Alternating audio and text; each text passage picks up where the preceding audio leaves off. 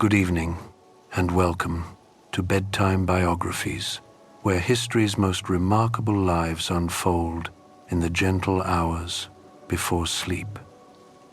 Tonight we journey back to 20th century China, where ancient traditions collide with modern ambitions, and where 1 billion lives would be shaped by one man's vision.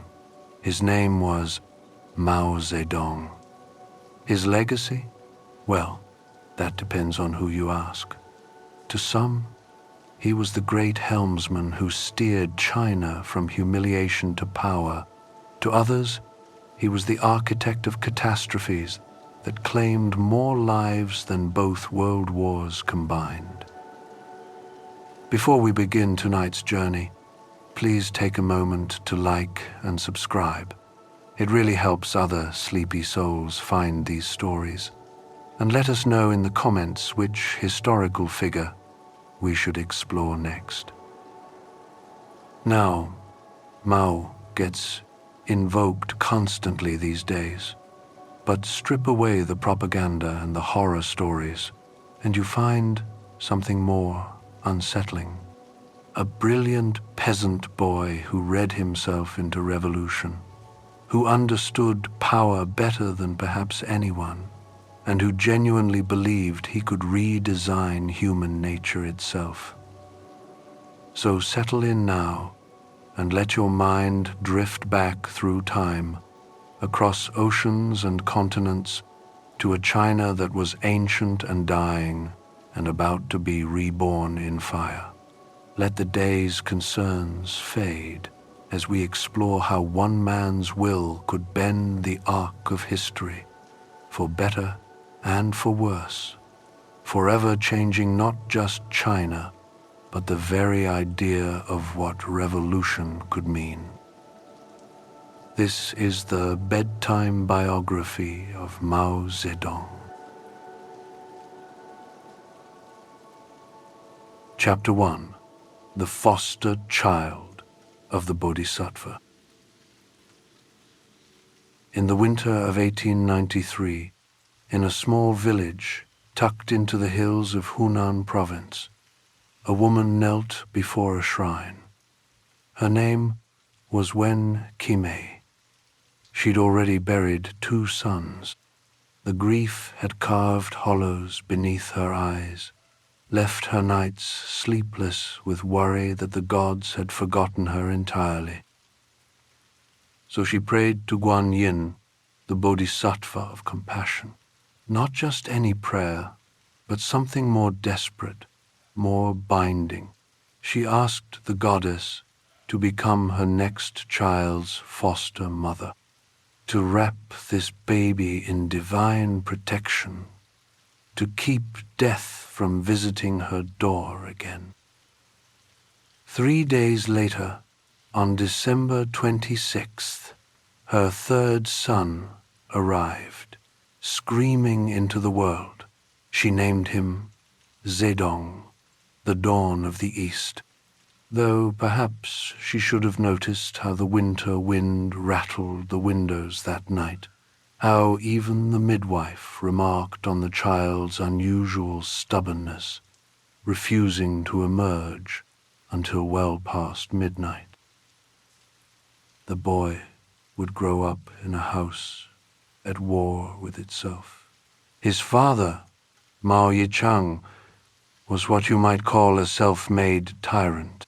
He'd clawed his way from debt to become a rich peasant, dealing grain with the ruthlessness of a man who'd tasted poverty and found it bitter. Every grain of rice was counted. Every moment of idleness was punished with the back of his hand. Young Zedong learned the architecture of power before he could properly write his own name. His father was the ruling power, as he'd later call it.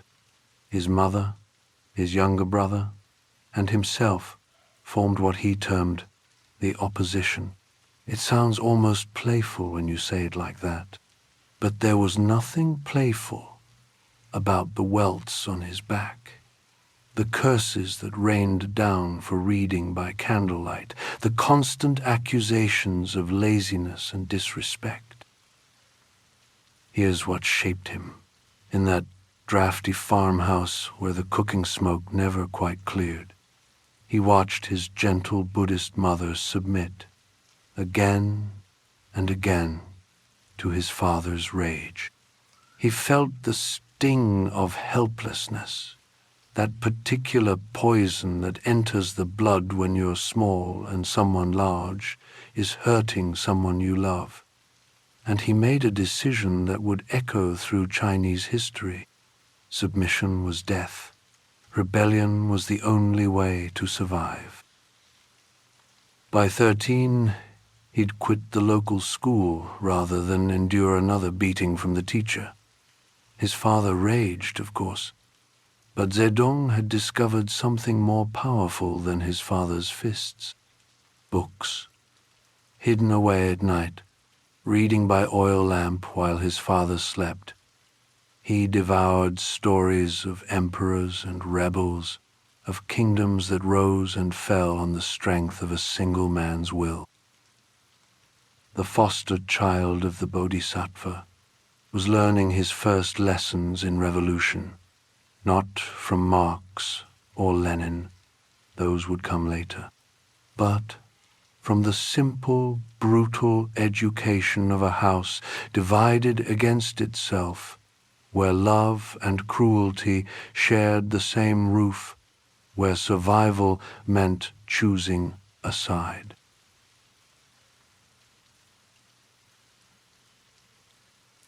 Chapter 2. The Threshold of a New World. His father arranged the marriage when Zedong was 14. The bride, Luo Yigu, was 4 years older, a distant cousin with a gentle face and calloused hands. The wedding proceeded according to ancient custom. Red banners hung from the doorways. The matchmaker collected her fee. Everyone pretended not to notice the groom's clenched jaw, the way his eyes searched for exits like a trapped animal. Zedong refused to consummate the marriage. He wouldn't share her bed, wouldn't even share her table. When his father threatened him with violence, he threatened right back. When the village elders came to lecture him about duty and tradition, he laughed in their faces. Finally, he simply disappeared into the mountains for a year, leaving his humiliated bride to face the whispers alone. She died of dysentery 3 years later. He never mentioned her again, except once, decades later, to dismiss the whole affair as feudal nonsense. But perhaps in those quiet moments before sleep, he remembered her face, the way she'd looked at him on their wedding day, hopeful despite everything, another casualty of his war against the old world. At 16, something shifted. Maybe it was the book he'd found, Words of Warning to an Affluent Age, with its visions of a modernized China. Maybe it was simply the unbearable weight of staying still. He convinced his father to let him attend the Dongshan Higher Primary School, 15 miles from home. His father agreed, but only after extracting promises of future profits from his son's education. The morning he left, Zedong composed a poem, not a particularly good poem, but one that revealed everything about the boy who would become Mao. "My studies will bring me glory," he wrote, "and I'll never return to this place." He meant it. The village that had birthed him would see him again, only as a conqueror. At Dongshan, he was a curiosity, a peasant boy among the merchants' sons, wearing patched clothes that marked him as clearly as a brand. His Shangtan dialect drew snickers. His gangly frame, already approaching 6 feet, made him impossible to ignore. The other boys called him the Wild One from Shaoshan. But here's what they didn't understand. Every sneer, every whispered joke, every moment of exclusion was being carefully catalogued in that remarkable mind.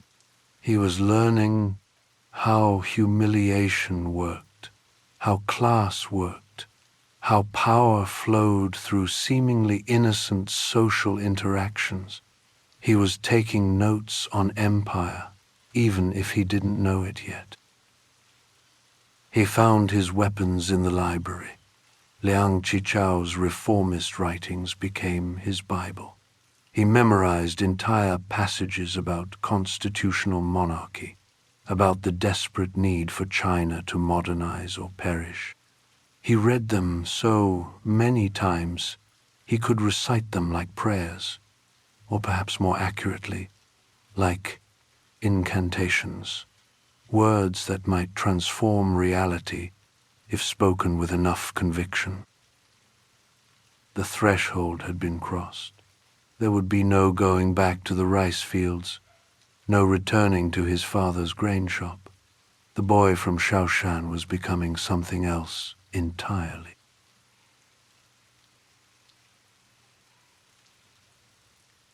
Chapter 3.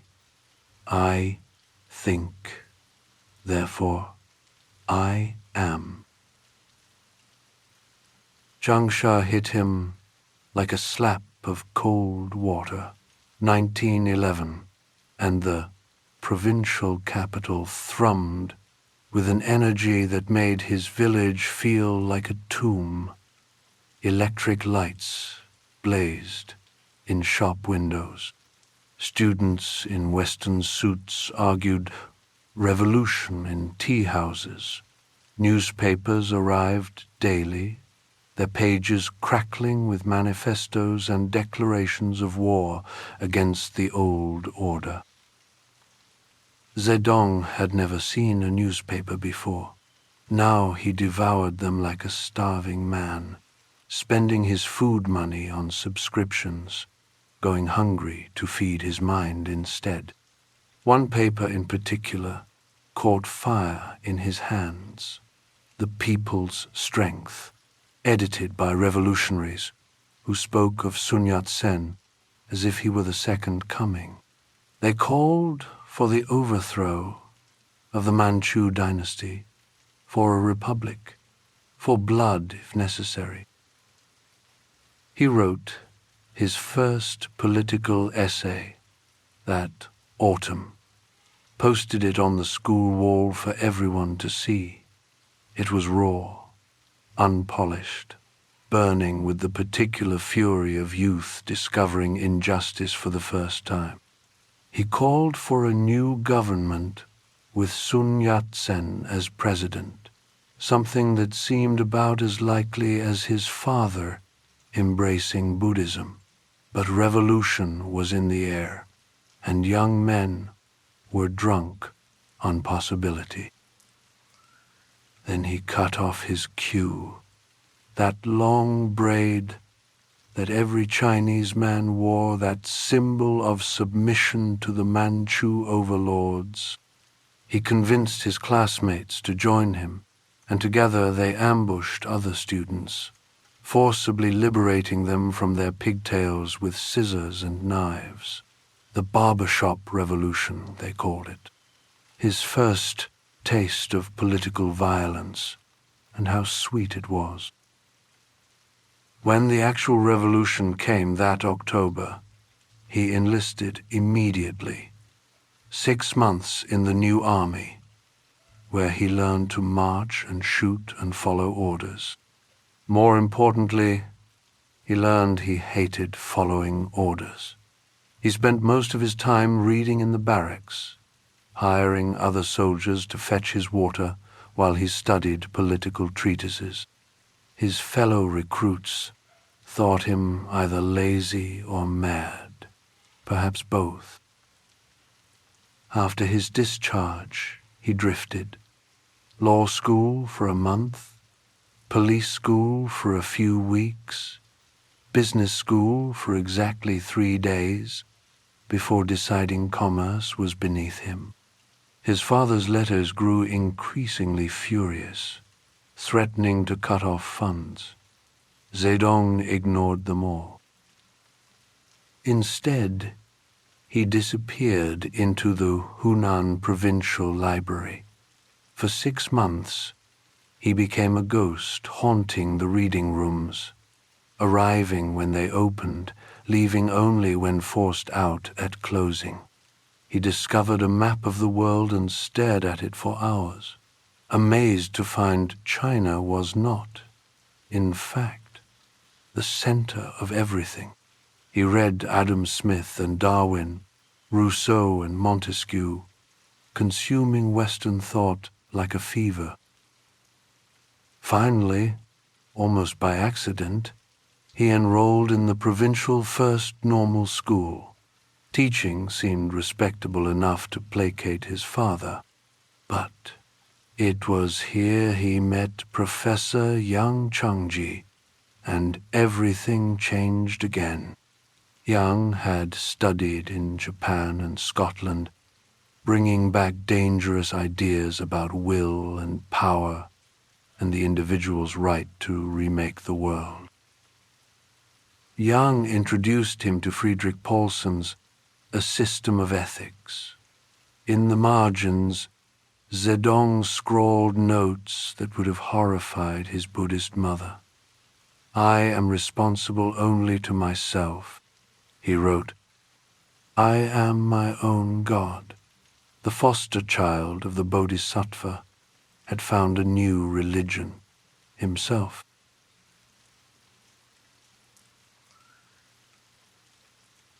Chapter 4. The Great Union of the Popular Masses. April 1918.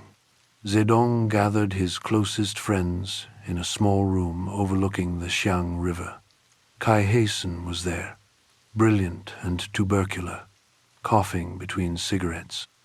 Xiao Yu, who'd walked across China with him the previous summer, begging meals from peasants to prove they could survive on nothing. A dozen others, all young men, convinced they were special, which is to say, all young men.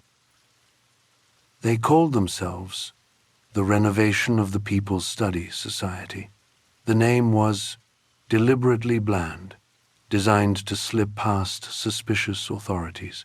Their stated goal was equally harmless: to reform academic studies, to improve character, to ameliorate customs, the kind of thing that made officials yawn and look elsewhere. But in private, after the tea grew cold and the night pressed against the windows, they talked about transforming the world, not just China, the entire world. The audacity of it, these provincial boys in their threadbare robes, planning global revolution by candlelight. Yet stranger things had happened. Lenin had just taken Russia with a handful of conspirators. Why not them? The May 4th movement exploded like a bomb the following spring. Students in Beijing protested the Treaty of Versailles, which handed German concessions in China to Japan instead of returning them to Chinese control. The protests spread like wildfire. Changsha caught flame within days. Zedong threw himself into organizing. He founded the Hunan Students' Association, coordinating strikes and demonstrations, but his real weapon was the pen. He became editor of the Xiang River Review, writing most of the content himself under various pseudonyms, arguing with himself in print, creating the illusion of a movement where there was mostly just one angry young man with too much energy. His masterpiece came that summer, The Great Union of the Popular Masses. The title sounds grander than it was. A pamphlet, really, written in a fevered rush between teaching classes and organizing protests. But it caught something in the air, that moment when everything seemed possible. He'd been reading Kropotkin, the Russian anarchist prince who preached mutual aid over mutual slaughter. The influence showed. If peasants, workers, students, women, everyone who'd been stepped on, if they all joined together and simply roared, the old world would crumble. No blood necessary. Just voices, millions of voices crying out as one. It was hopelessly naive, of course. Within months, warlords would shut down his journal and he'd flee Changsha with a price on his head. But the articles spread across China anyway, reprinted in radical journals from Shanghai to Guangzhou. For the first time, the name Mao Zedong meant something beyond Hunan province. Strange to think he still believed in bloodless revolution then, that he thought the old world would simply step aside, if asked loudly enough. The boy who'd fought his father with his fists, who'd forced haircuts at knife point, somehow imagined that bigger battles could be won with words alone. But perhaps that's how it always begins, with hope. Before the hope calcifies into something harder, something that knows exactly what price must be paid and is willing to pay it.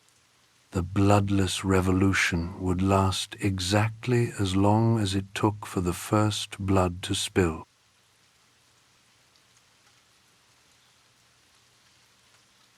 Chapter 5. The Path to Communism. August 1918, and Beijing swallowed him whole.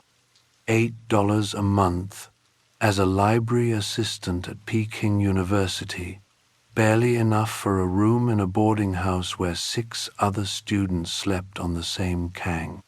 They took turns staying awake, keeping the coal fire burning through the frozen nights.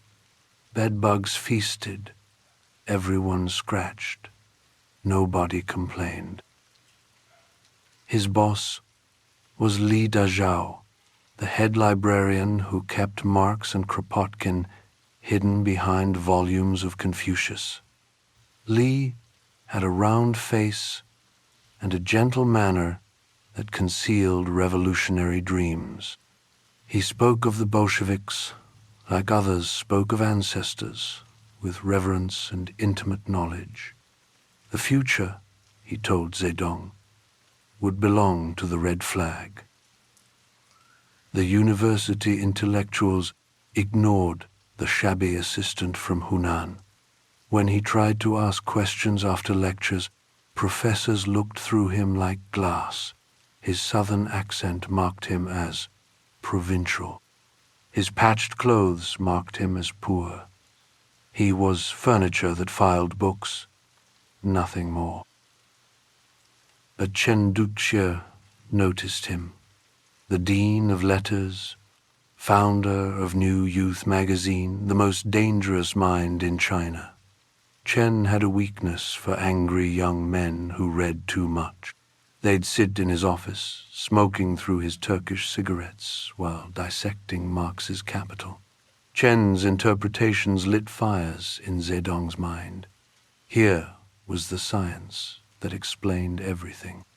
Why his father could tyrannize his mother, why peasants starved while landlords grew fat, why the world felt broken. Then there was Yang Kaihui, Professor Yang's daughter, 17 years old with a mind like a razor and eyes that saw straight through him. She'd grown up surrounded by radical thought, could quote Ibsen and argue anarchism with anyone. They'd walk along the frozen lakes of Beijing, their breath making clouds as they planned the revolution between stolen kisses. His mentor, Professor Yang, was dying, stomach cancer eating him from within while he continued lecturing on ethics and will. He seemed to approve of his daughter's choice, this wild student who scribbled notes in library margins. Perhaps he saw something others missed, or perhaps dying men simply care less about propriety. Winter passed into spring. The May 4th explosion called him back to Hunan, but Beijing had changed him. He carried marks in his head now, that terrible clarity that turned history into science and science into prophecy. Li Dazhao's words echoed, the red flag, the inevitable dawn. He returned to Beijing once more in early 1920. Professor Yang was dead. Kaihui wore white mourning clothes that made her skin look like porcelain. They married quietly that winter, without ceremony or permission, two orphans of the old world preparing to birth the new. Years later, someone asked him when he became a Marxist. He couldn't give an exact date, but it was there, in that frozen city where nobody knew his name, where bedbugs drank his blood while he dreamed of revolution, where a girl who understood him and a book that explained everything converged into destiny.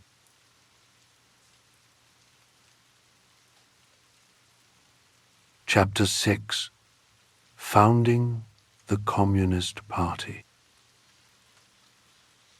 Spring 1920, and a Russian named Voitinsky arrived in Shanghai, carrying Comintern gold and orders from Moscow. Find the Chinese radicals. Give them money. Give them direction. Build the party that would set Asia ablaze. He moved through radical circles like a whisper, this gray man with his careful Mandarin and briefcase full of rubles. Chen Duxiu met him first. By August, Chen had gathered his disciples in a Shanghai girls' school, empty for summer break. They founded the first communist cell, while cicadas screamed in the plane trees outside. The revolution would begin in a classroom that smelled of chalk and teenage perfume. Back in Changsha, Zedong received Chen's letter. Build a cell in Hunan. Find the reliable ones. He already knew who they were. His renovation of the People's Study Society became something harder, sharper. No more vague talk of ameliorating customs. They studied Lenin now, learned to speak of proletarian dictatorship without flinching. He ran a bookstore as cover, selling anarchist pamphlets and romance novels side by side. The local warlord spies bought their penny dreadfuls there, never noticing the back room where young men read State and Revolution by candlelight, hiding in plain sight, that old magician's trick. July 23rd, 1921. Zedong and he, Shu Heng, took the train to Shanghai, 3rd class. sleeping upright among farmers and their chickens. 12 other delegates converged from across China. Together they represented all 53 members of the Chinese Communist Party. You could fit the entire revolution in a single rail car. They met in the French concession, in a girls' school again. Someone had a sense of humor, or perhaps revolutions always begin in borrowed spaces, in the cracks between what is and what might be. Mering, the Dutch Comintern agent, chain-smoked while explaining Moscow's line. Unite with Sun Yat-sen's nationalists. Infiltrate, influence, wait. On the 5th night, a stranger entered, claiming to be looking for someone. Wrong address, he apologized, backing out. But Mering knew the smell of a police spy. They scattered within minutes, reconvening days later on a pleasure boat on South Lake, pretending to be tourists while founding a party that would rule 1 billion people. The program they adopted was pure Moscow boilerplate: overthrow capitalism, establish the dictatorship of the proletariat, as if China had a proletariat to speak of, this nation of peasants and warlords. But nobody mentioned the contradiction. Revolution was a science, and science was universal. Marx said so. They elected Chen Duxiu as Secretary General, though he wasn't even there, being too important to attend his own party's founding. Zedong returned to Changsha as Secretary of the Hunan Cell, not the top, but close enough to taste power. 53 members. Within 28 years, they'd rule China. Within 50, nearly 1 billion people would live under their red flag. But that night on the lake, they were just young men in a rented boat, arguing about the future while pretending to admire the lotus flowers. The foster child of the Bodhisattva had found his church at last. Not Buddhism, not individualism, but this hard foreign faith that promised to explain everything and change everything. He was 27 years old. The boy from Shaoshan was gone. In his place stood something far more dangerous.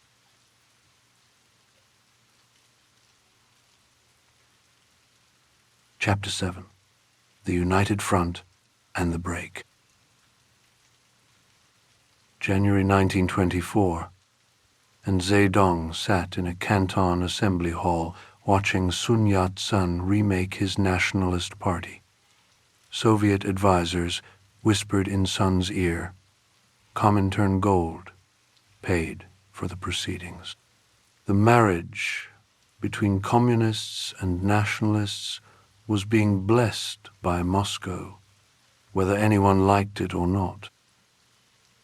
They elected him a candidate member of the Kuomintang's Central Executive Committee, a communist wearing a nationalist mask, or maybe it was the other way around. Nobody quite knew anymore. The Russians had decreed this united front, and so they all pretended to be one happy revolutionary family. He threw himself into the work. Acting director of propaganda by 1925, churning out pamphlets that mixed Sun's 3 principles with Lenin's revolution. The words came easily. He'd learned to speak from both sides of his mouth, a necessary skill when your allies were also your future enemies. But something else consumed him now. The peasants, He'd returned to Hunan in early 1927 to investigate the rural uprising. What he found intoxicated him more than any theory. Peasants were killing landlords, parading them through villages in tall paper hats before executing them in the town square. Revolutionary justice, raw and immediate. His report shocked even the communists. He praised the violence, called it necessary, beautiful even. Revolution wasn't dinner party etiquette, it was terror, and terror was good. The poorest peasants, the ones others called riffraff, they were the true vanguard. Let them destroy everything. From destruction would come paradise. March 1925. Sun Yat-sen died of cancer. Chiang Kai-shek seized control. This former gangster with his Methodist wife and German military advisors. He smiled at his communist allies while sharpening his knives. Everyone could feel it coming, that moment when the masks would drop. April 12, 1927. Shanghai woke to machine gun fire. Chiang's soldiers and Green Gang thugs moved through the city, dragging communists from their beds. They shot them in the streets, threw them alive into locomotive furnaces. The White Terror had begun. Thousands died in days. The United Front was dead, drowned in blood. The party scattered, went underground, those who could fled to the mountains. Zedong escaped to Hunan, his head worth its weight in silver to whoever brought it to Chiang. He'd learned something valuable from the massacre. Never trust anyone stronger than you. Never be the weaker partner in an alliance.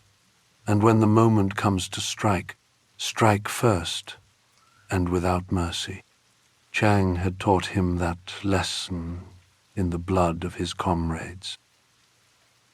The party ordered him to lead an uprising that autumn. The autumn harvest uprising, they'd call it later, though it was more like a winter funeral. His ragtag army of peasants and deserters was crushed within weeks. He fled again, this time to the mountains of Jiangxi, where bandits ruled and government soldiers feared to tread.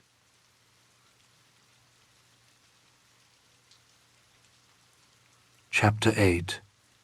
The Red Banner of Jinggangshan.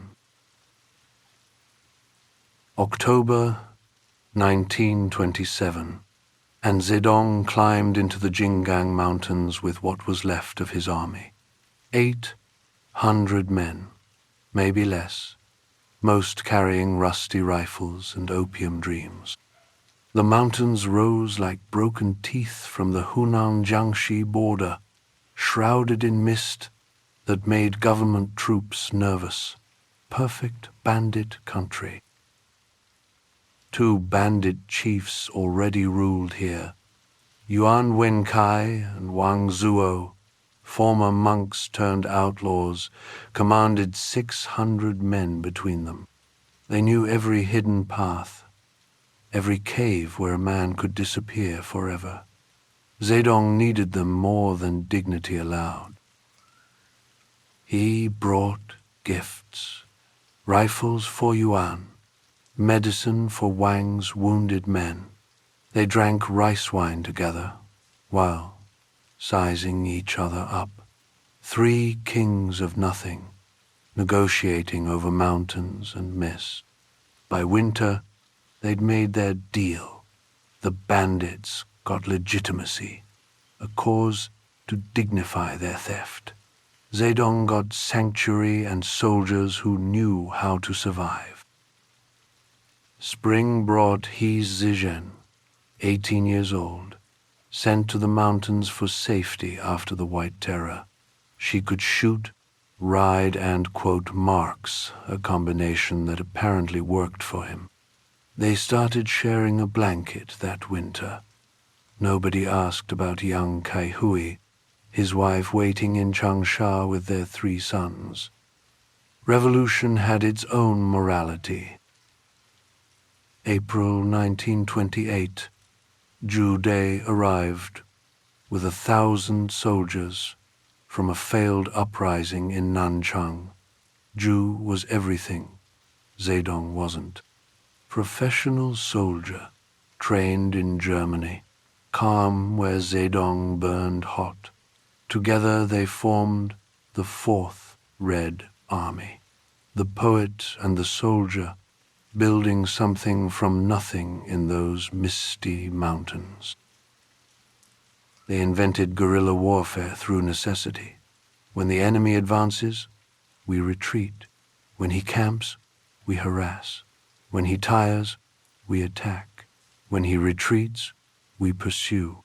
Simple rules for complicated times. Strike the weak points, vanish into mountains, make the enemy fear shadows. The first Soviet appeared almost by accident.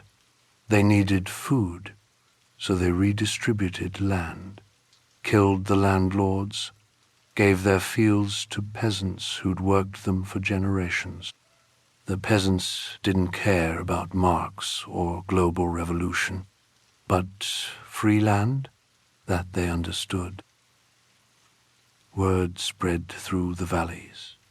The Reds were giving away land. Peasant boys joined by the hundreds, bringing nothing but hunger and rage. Zedong taught them to read with simplified characters, taught them their poverty wasn't fate but theft. Someone had stolen their lives. Time to steal them back. Meanwhile in Changsha, young Kai Hui waited. The nationalists offered her freedom if she'd denounce her husband. She refused. They executed her in 1930, left her body by the city wall. His 3 sons scattered to relatives or simply disappeared. Revolution demanded its sacrifices. By 1930, the Jiangxi Soviet covered 6 counties, 20,000 soldiers under the Red Banner. They'd proven something everyone thought impossible. A communist state could exist inside China, could survive, could grow.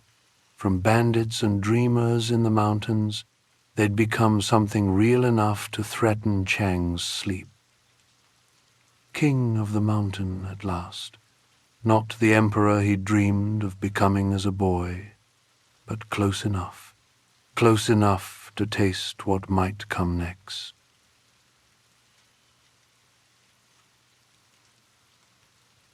Chapter 9. The Long March and the Rise to Power. October 1934, and the Red Army was bleeding out.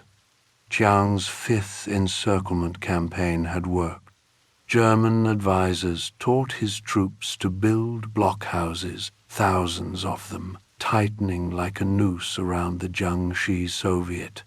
No more hit and run, just slow strangulation. 86,000 soldiers broke through the lines at night, carrying everything on their backs. The Long March had begun, though nobody called it that yet. It was just running, desperate and directionless, while nationalist planes dropped bombs and pamphlets promising amnesty for surrender. The party leadership was in chaos. Bogu, 28 years old and Moscow-trained, commanded because Moscow said so. Otto Braun, the German Comintern advisor, planned battles from maps that bore no relation to Chinese reality. They moved the army like Europeans, in straight lines into killing fields. 3 months in, 40,000 were dead. The Shang River ran red for days after they forced a crossing under artillery fire. Equipment abandoned, wounded left behind. The survivors marched on bleeding feet through provinces where nobody spoke their dialect, where local warlords sold them safe passage by the mile. January 1935, they captured Zunyi, a prosperous town where they could rest. The leadership gathered in a merchant's house to assign blame for the disaster. Zedong had been waiting for this moment, marginalized for 3 years by the Moscow faction.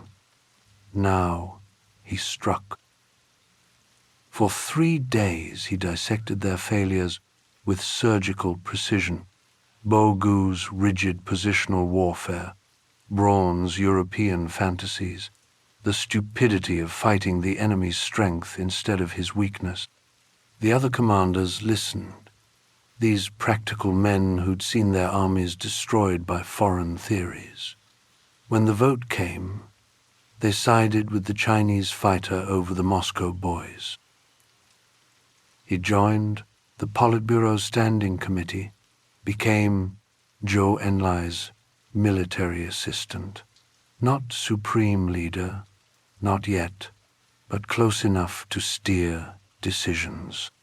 The poet guerrilla was back in command, and the dying stopped. Almost immediately, the tactics changed. Feints and circles, doubling back, making Chang's armies chase ghosts. They crossed the Yangtze on fishing boats, climbed mountains where the air ran out, crossed grasslands that swallowed men whole. The Dadu River, where a handful of soldiers took a bridge under fire, climbing hand over hand across chains while flames consumed the planks below. Every disaster became legend in the retelling. October 1935. 1 year after starting, 5,000 survivors reached northern Shaanxi. They'd walked 6,000 miles through 12 provinces, fought 15 major battles, crossed 18 mountain ranges. 90% were dead or scattered, but the ones who survived were harder than iron. In the caves of Yan'an they rebuilt. This time, Zedong held the power. The long march had made him, not through Moscow's blessing, but through Chinese blood and Chinese suffering. The intellectuals who doubted him were dead or discredited. What remained was his vision, his will, his party. The foster child of the Bodhisattva had become what he'd always imagined, not through books or theories, but through the oldest path to power, survival, when others died. He was 42 years old, and he'd just begun.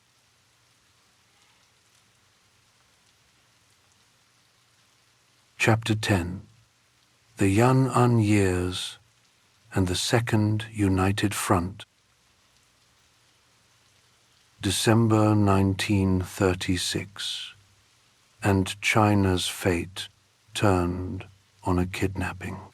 Zhang Shuiliang, the young marshal whose Manchurian homeland the Japanese had stolen, couldn't stomach fighting communists while Japan devoured China. So he took Chiang Kai-shek hostage in Xi'an, held a gun to the generalissimo's head, and demanded he fight the real enemy. Stalin sent urgent telegrams from Moscow. Don't kill Chiang. Need him alive to fight Japan, to bleed the Japanese army before it turns north toward Russia. Zedong wanted Chiang dead, but Moscow held the purse strings, so they negotiated. Chiang walked free, and the Second United Front was born. Communists and nationalists would fight Japan together, supposedly. The war gave Zedong what he needed most: time.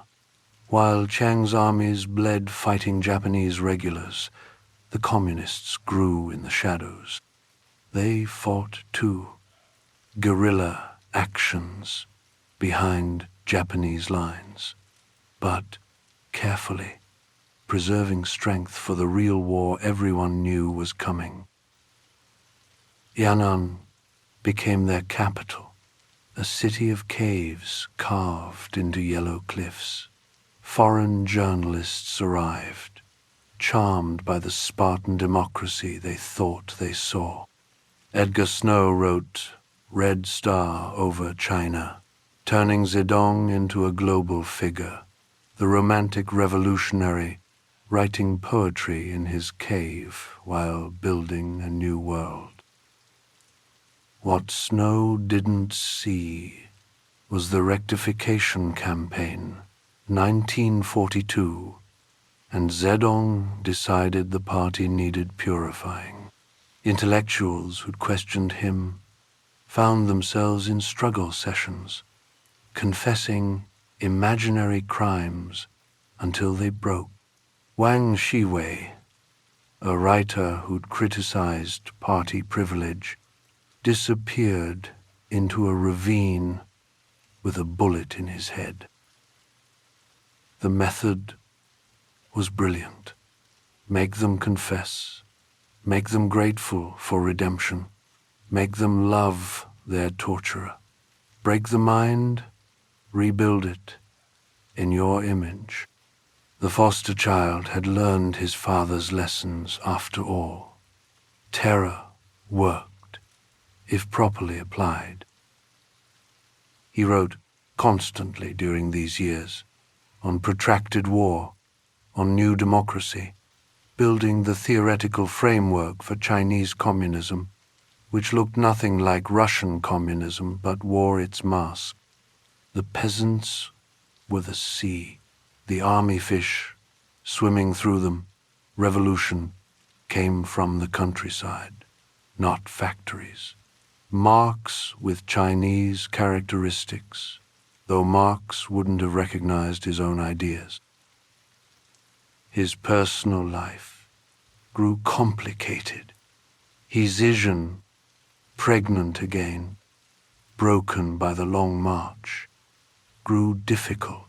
She threw a bowl at him during dinner with Agnes Smedley, the American journalist, who gazed at him with worshipful eyes. Zizan was sent to Moscow for medical treatment. She'd never return as his wife. Her replacement arrived from Shanghai, Jiang Qing, an actress with a dubious past and ambitious eyes. The party leaders opposed the match, but Zedong didn't ask permission anymore. They married in 1938, his fourth wife, if you counted them all, which nobody did. By 1945, when Japan surrendered, the communists controlled base areas with 90 million people, 1 million soldiers under arms, ready for the final struggle. The war against Japan was over.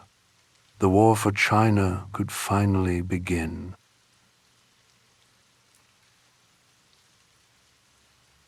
Chapter 11: The Civil War and the Visit to the Red Mecca. August 1945, and 2 atomic flashes ended the Japanese Empire. Chiang and Zedong circled each other like fighters who'd been waiting too long for this moment.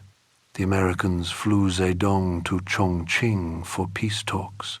He smiled for photographers, toasted peace with Chiang, then flew back to Yan'an to plan war. The fighting started before the toasts dried. Manchuria first, where Soviet troops had conveniently left Japanese weapons for the communists to find. 700,000 rifles, 14,000 machine guns, enough to arm peasants who'd been sharpening farm tools into spears. Chiang had everything on paper. 4 million troops, American weapons, control of every major city. The communists had 800,000 soldiers and countryside that went dark after sunset. It should have been no contest. Paper warriors usually win paper wars. But Zedong understood something Chiang didn't. Cities were traps. Let the nationalists garrison them, feed them, defend them. Meanwhile, the People's Liberation Army moved through rural China like water, surrounding cities, cutting supply lines, making each garrison a prison of its own making. The nationalist armies rotted from within. Corrupt officers sold weapons to the enemy. Conscripts deserted by divisions, switching sides for a bowl of rice and land reform promises. By 1948, Chiang's advantage had evaporated. Manchuria fell, then Beijing, then the Yangtze.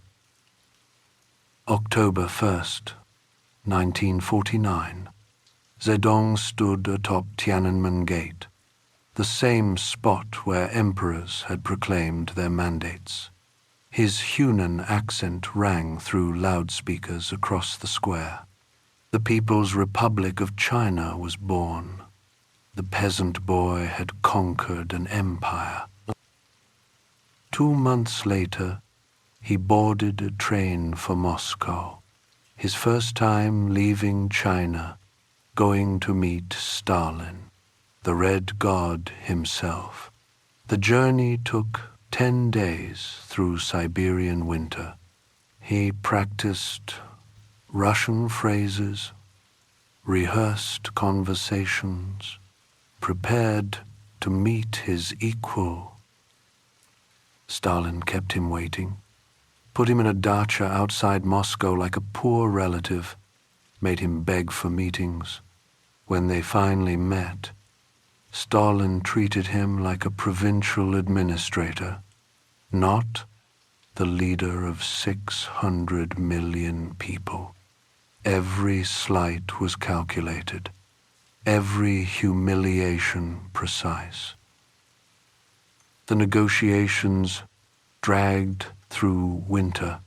Stalin wanted control of Chinese ports, railways, resources, wanted China as a buffer, not a partner. Zedong smiled, agreed to what he had to, remembered everything. They signed a treaty of friendship in February 1950. Both men knew it was really a treaty of mutual suspicion. On the train home, Zedong was quiet. His aides thought he was tired, but he was thinking about power, real power, the kind that didn't have to beg for recognition. Stalin had shown him something important. Even communists could be imperialists. Even comrades could be enemies. The foster child of the Bodhisattva had met his God and found him wanting. Time to become his own God instead. Chapter 12. The Great Leap Forward and the Great Famine. 1958, and Zedong was done with patience. Stalin was dead, Khrushchev was weak, and China still crawled while it should be running. He'd visited Moscow again, seen their factories, their bombs. If the Soviets could industrialize in a decade, China could do it in 3 years. Will was everything, will and mobilized masses. The great leap forward began with numbers that defied reality. China would surpass Britain in steel production by 1972. No, by 1968. Actually, make it 1960. The targets kept rising because nobody dared question the chairman's vision. To doubt was to reveal yourself as a rightist, and rightists disappeared. 600 million people reorganized overnight into people's communes. Private plots vanished. Personal chickens became collective property. Families ate in communal dining halls, thousands together, while propaganda teams sang songs about abundance that didn't exist. Then came the backyard furnaces. Every commune needed to make steel. Peasants who'd never seen a factory were ordered to build furnaces in their courtyards. They fed them with pots, pans, doorknobs, ancestral bells. The metal they produced was useless, brittle slag, but the numbers looked good on reports to Beijing. Agriculture collapsed first. Millions of farmers were making worthless steel instead of harvesting grain. Those still farming followed instructions from Moscow-trained scientists who knew nothing about Chinese soil. Plant seeds close together for socialist solidarity, deep plowing for deeper revolution. The crops failed, but the reports claimed record harvests. Local officials, terrified of being purged, reported impossible grain yields. 2,000 pounds per acre became 4,000, then 10,000. Zedong believed them because he wanted to. If socialism was scientific, these numbers must be true. Science couldn't lie. The state took grain based on the fictional harvests. Villages that supposedly produced 10 tons had to deliver 8 to the cities. It didn't matter that they'd actually grown 2. The grain was taken at gunpoint. Peasants who hid food were beaten to death as counter-revolutionaries. By winter 1959, people were eating bark, then grass, then nothing. Villages went silent, everyone too weak to bury the dead. In Henan province, there were reports of parents eating children. Officials who reported the famine were purged for spreading capitalist propaganda. Peng Dehuai, the defense minister who'd fought beside Zedong since Jinggangshan, dared to criticize the policies at the Lushan conference. Zedong destroyed him, labeled him a rightist, had him tortured during the Cultural Revolution. The message was clear. Truth was whatever the chairman said it was. By 1961, even Zedong couldn't ignore the catastrophe. The policies quietly changed, but the dying continued. Somewhere between 20 and 45 million people starved to death. The exact number remains unknown. The party still calls it the 3 years of natural disasters, as if nature, not politics, had caused the famine. The foster child of the Bodhisattva had become death itself, the destroyer of worlds, and he was just getting started.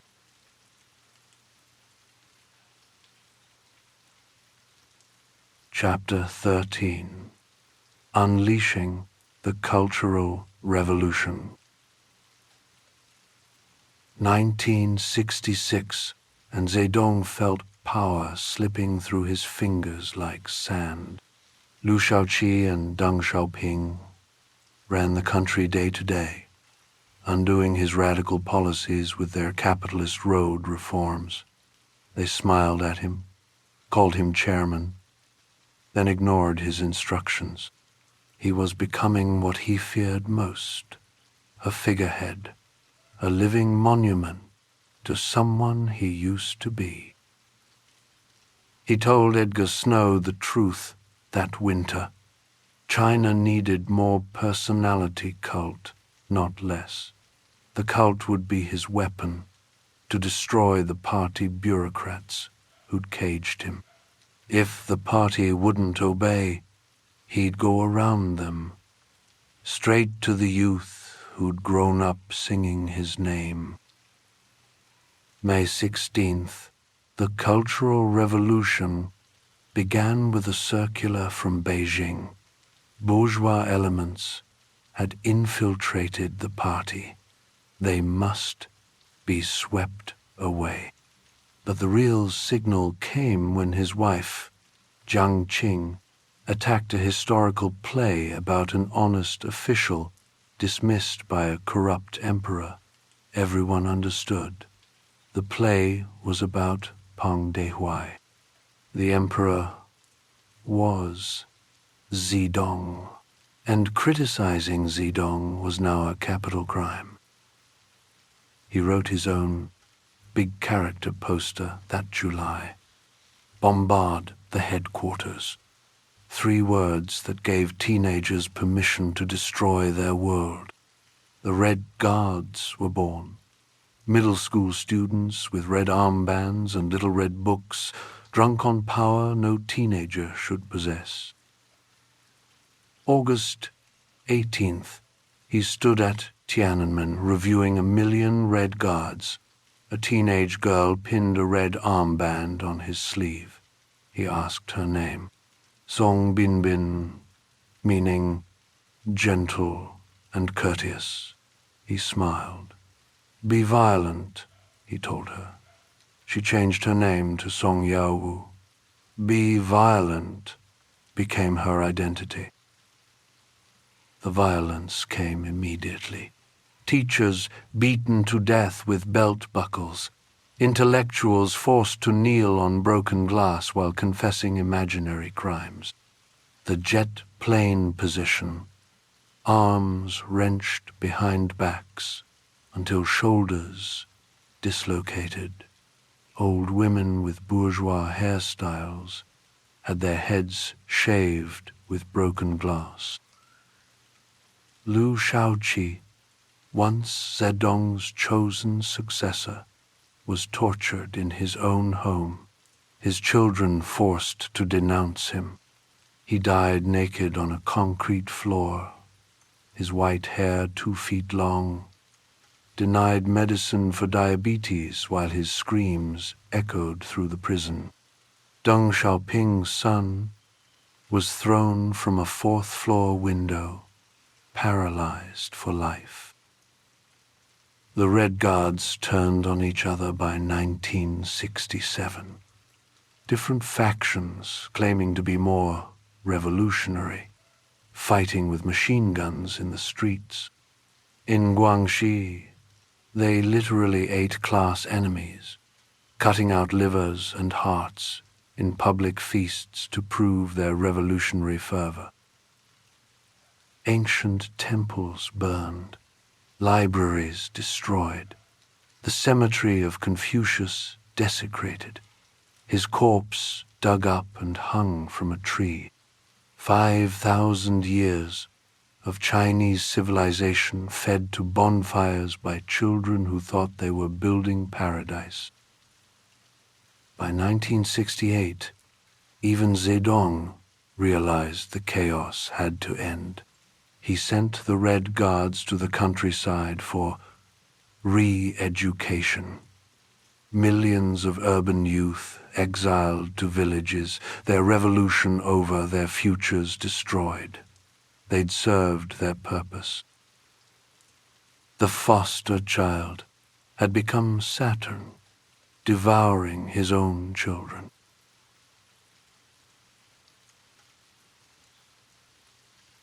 Chapter 14, The Final Years of the Red Emperor.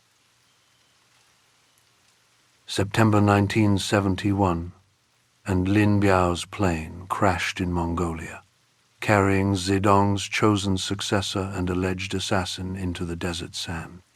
Project 571, they'd called the plot. 571 sounded like armed uprising in Mandarin. Even coups needed wordplay. The official story kept changing. Lin tried to flee to the Soviet Union. No, he was defecting. Actually, he'd planned to bomb Zedong's train. The truth hardly mattered. What mattered was that Zedong's closest comrade, the man who'd compiled his little red book, had betrayed him, or been betrayed. Nobody knew anymore. The crash broke something in Zedong. He aged overnight, stopped reading documents, spent days in bed staring at nothing. His body was failing. Congestive heart failure made his legs swell like balloons. Lou Gehrig's disease slowly paralyzed his throat. The god was becoming mortal. February 1972, Nixon arrived in Beijing, the anti-communist crusader shaking hands with the great helmsman while snow fell on the Forbidden City. Zedong could barely stand, but he managed 3 hours of verbal sparring, joking about nuclear war while the world held its breath. The meeting was pure calculation. America needed exit from Vietnam. China needed protection from Soviet missiles. 2 enemies embracing because they feared a third enemy more. Kissinger called it realpolitik. Zedong called it using barbarians to control barbarians, an ancient Chinese strategy. His wife, Jiang Qing, grew bolder as he weakened. She ran the Gang of 4, controlling propaganda, persecuting enemies, preparing to inherit his throne. She'd perform revolutionary operas for him while he drooled, unable to speak, blinking once for yes, twice for no.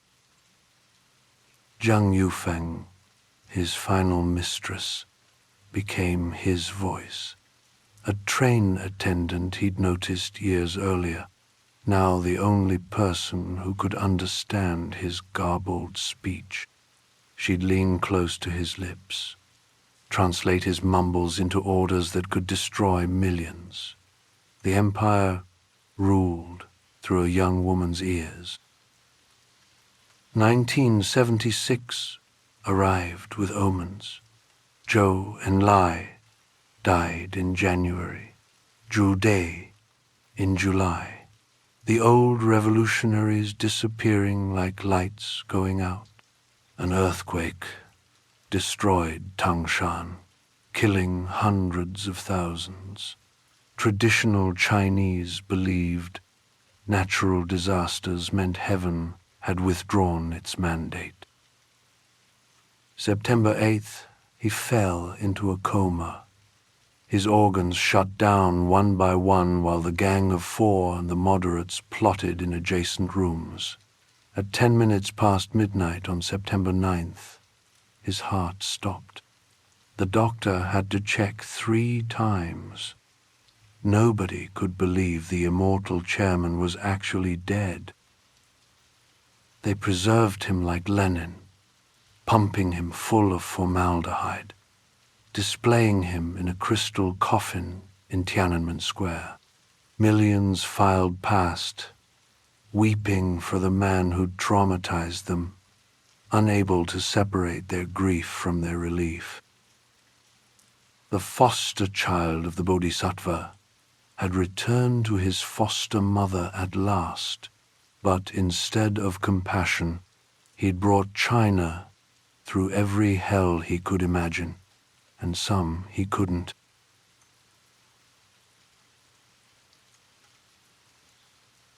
Chapter 15. A Complicated Legacy. The party waited exactly 1 month. October 6th, 1976, and Hua Guofang had the Gang of 4 arrested. Jiang Qing screamed about betrayal as they dragged her away. At her trial, she'd say she was only Zedong's dog, barking when he said, "Bark." The court gave her death, commuted to life. She hanged herself with her own stockings in 1991. Deng Xiaoping returned from exile, that survivor who'd been purged 3 times and risen 3 times. He had a simple message. Practice was the sole criterion of truth, not Mao thought, not revolution. Just what worked. Within years, he'd dismantle everything Zedong built, while keeping his corpse on display. The official verdict came in 1981. 70% correct, 30% wrong. A mathematical formula for a man who'd caused between 40 and 80 million deaths. They couldn't admit the full horror without admitting the party's complicity. So they split the difference, saved face, moved on. But what was that 70%? He'd unified China, yes. Ended the century of humiliation that began with British opium ships. Made the world respect a nation it had carved up like a melon. When he proclaimed the People's Republic, China could barely make bicycles. When he died, it had hydrogen bombs and satellites. He gave women legal equality, banned foot binding, ended arranged marriages. Literacy went from 20% to 65%.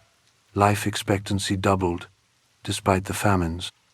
The barefoot doctors he trained brought medicine to villages that had never seen aspirin. These weren't small achievements.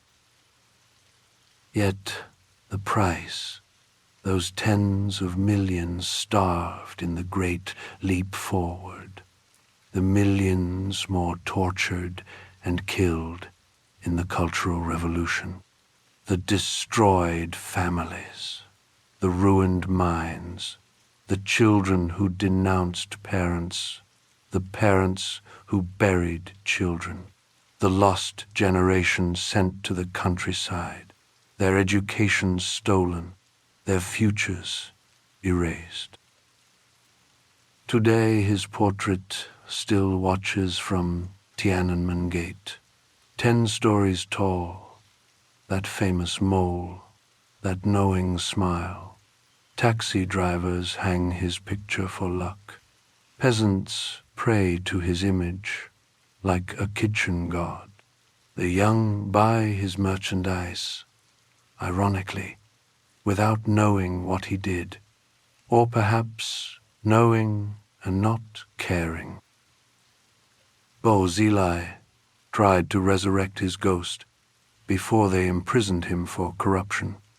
The New Left quotes him against inequality. Nationalists invoke him against America. Everyone uses his corpse for their purposes, which he might have appreciated.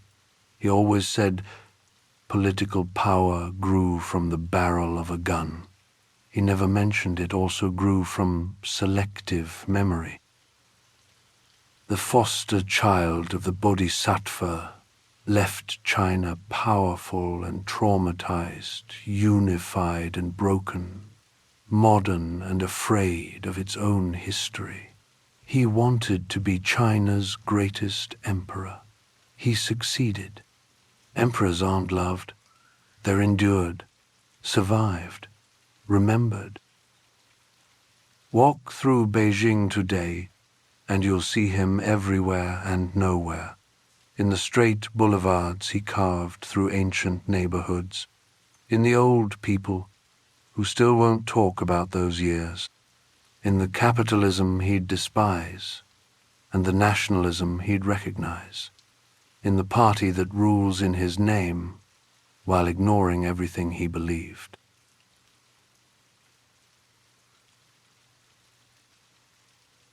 Epilogue: The Red Emperor's Global Shadow.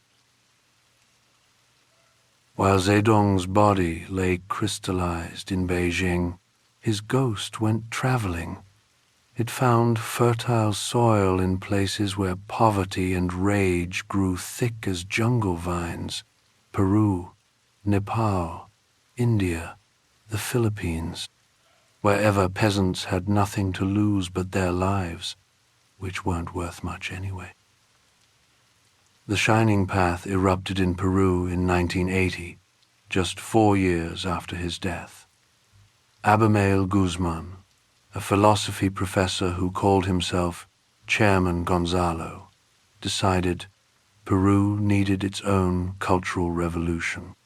His followers hung dead dogs from Lima's lampposts with signs reading, "Deng Xiaoping, son of a bitch."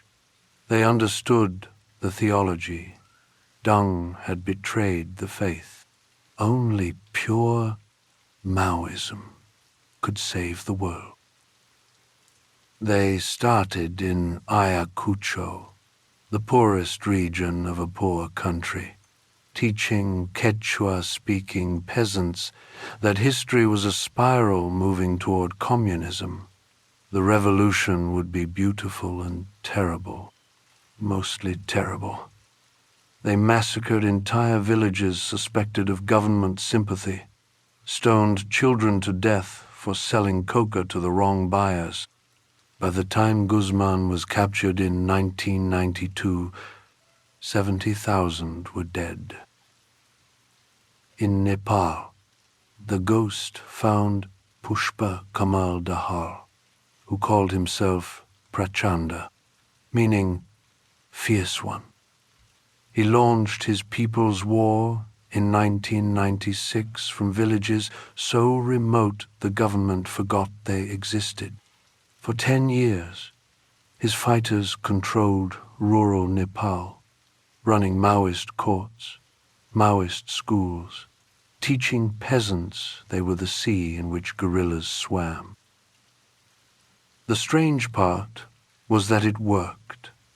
By 2006, Prachanda's Maoists controlled 80% of Nepal. The monarchy fell. The guerrillas entered parliament. Prachanda became prime minister, a Maoist, leading a democracy, though he'd resign and return and resign again. The revolution reduced to parliamentary squabbles. Zedong would have been disgusted, or maybe amused. India's Naxalites took their name from Naxalbari village, where the uprising began in 1967 while Zedong still lived. They read his quotes about political power and guns, then acted on them. 50 years later, they still control vast forest regions across India's spine. The Red Corridor, they call it, where tribal peoples who've been forgotten by Indian democracy learn that Chairman Mao cares about their suffering. Every few months, they ambush police convoys, blow up railway tracks, execute landlords. The Indian government calls them its greatest internal security threat. They call themselves the real India, the one that never appears in Bollywood films or IT conferences. 20,000 dead and counting, the revolution grinding on like a broken clock that occasionally lurches forward. The Philippines had the New People's Army, founded in 1969 on Zedong's birthday. Naturally, they're still fighting in the mountains of Luzon and Mindanao, extorting revolutionary taxes, executing enemies of the people, occasionally killing tourists by mistake. The revolution, sustained by methamphetamine sales and nostalgia for clarity in a complicated world. Even the Khmer Rouge claimed him, though they took his ideas to places even he might have flinched from. Pol Pot decided cities themselves were bourgeois. Year Zero meant returning to peasant paradise by murdering everyone who wore glasses, spoke foreign languages, had soft hands. 2 million dead in 4 years. When Vietnamese tanks finally ended it, they found pyramids of skulls and children who'd been taught to kill before they could read. The strange thing was how his image traveled even where his ideas didn't. French students in May 1968 carried his portrait alongside Che Guevara's, though they wanted sexual liberation, not peasant revolution. American Black Panthers sold his Little Red Book to buy shotguns, though Oakland wasn't Yan'an. Even Andy Warhol made him pop art, 10 different colored Maos, revolution as aesthetic choice. Today, the Communist Party of the Philippines still sends birthday greetings to Beijing every December 26th. The Naxalites still quote his essays on guerrilla warfare. Scattered websites still insist he was 70% right, or 90, or 100. The ghost refuses to die because the conditions that created it haven't died. Poverty, humiliation, the desire to make history move faster than it wants to go. The foster child of the Bodhisattva became everyone's foster father, whether they wanted him or not. His children are still out there, in jungles and mountains, waiting for their moment, still believing that political power grows from gun barrels, still learning what he always knew, that revolutions are beautiful in theory and terrible in practice, that heaven can't be built on earth, only different versions of hell. But they keep trying anyway, because somewhere, in some village where the government has never delivered anything but grief, a young person is reading his words for the first time, feeling that electric shock of recognition. The world doesn't have to be this way, and why, just maybe, it won't stay this way. The revolution is dead. Long live the revolution.